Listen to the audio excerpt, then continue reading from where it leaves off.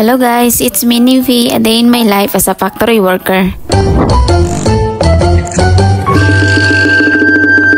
Lumabas na nga ako nito para makakain na kasi maglalaba pa ako at ngayon pala ay Saturday. Pero nakita ko nga tong kapatid ko na naglalaba tapos medyo marami din yung nilaban niya, makulimlim pa talaga yung panahon. Kaya naisipan ko na hindi na lang muna ako maglalaba ngayon. Bumalik na lang ako sa kwarto para maglinis na lang. Every Saturday or Sunday ko nga nililinisan tong kwarto mga guys. Kasi ang dumi naman kapag hindi mo to nalilinisan weekly. Itong palitan na ginagamit ko habang tumatagal kasi siya ay umalikabok talaga. Pagtapos ko nga ng college mga guys ay naramdaman ko talaga yung hirap, lalo na sa paghahanap ng trabaho. Dito ko talaga nasabi na ganito pala ang adulting life. Pumapasok na ang stress, sakit ng ulo. Parang gusto ko na lang talaga maging ibon, palipad-lipad lang.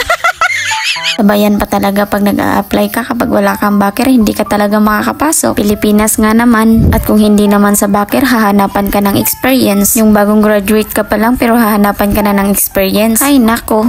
Sobrang ganda nga talaga ng kwarto ko mga guys kapag malinis. At lumabas na rin ako para makakain na kasi inutusan ako ni ate. So guys, kumain tayo. Ang ulam ko ay pancit canton tapos tilapia. Kalahati na naman. Kalahati na naman. Kasi naghati na naman kami ng pamangkin ko.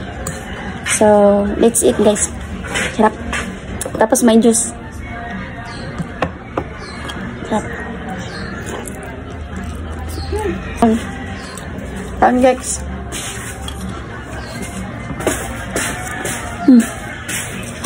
Sarap guys.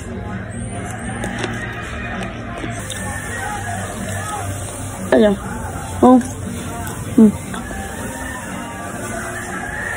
Ano na oras kumain kasi nagluto pa ako. Kain na, nag-vlog na naman ako. Gumawa na naman ako ng video para sa ibebenta ko sa TikTok.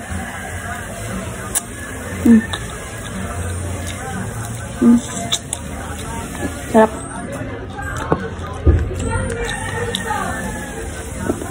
Mamaya, hapon, ay gabi, alis ako. Kasi magpaparin niya ako ng ID sa work ko. Pero hindi ako makakapasok sa trabaho. Halin nyo lang. Halin lang. Sarap. Saan?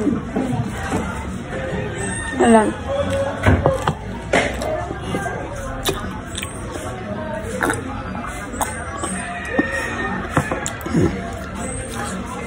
Pamangkin ko, hindi ba siya kumakain? Kasi busog daw siya. Sarap guys. Masarap naman ang ulam ko. Na ulam ko. Isa. Bye. So guys, akyat tayo sa bahay ni ate.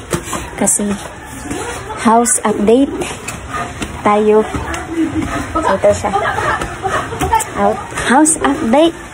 Nung una ko itong nakita sa inyo is wala, di pa to siya nagawa. Di pa talaga. Ngayon guys, nagawa na siya. Sobrang ganda. Dito guys, ito lang. Tapos sa loob is plywood na siya. Sa labas siya is kalakat lang daw. So ganyan lang guys. So guys, ito yung bahay ni ate. Bale, 2 palapag to siya. Pero hindi naman masyado malaki. Ganun lang. Tapos may tindahan doon sa dulo. Ganyan lang guys. So, ito yung house update ni ate.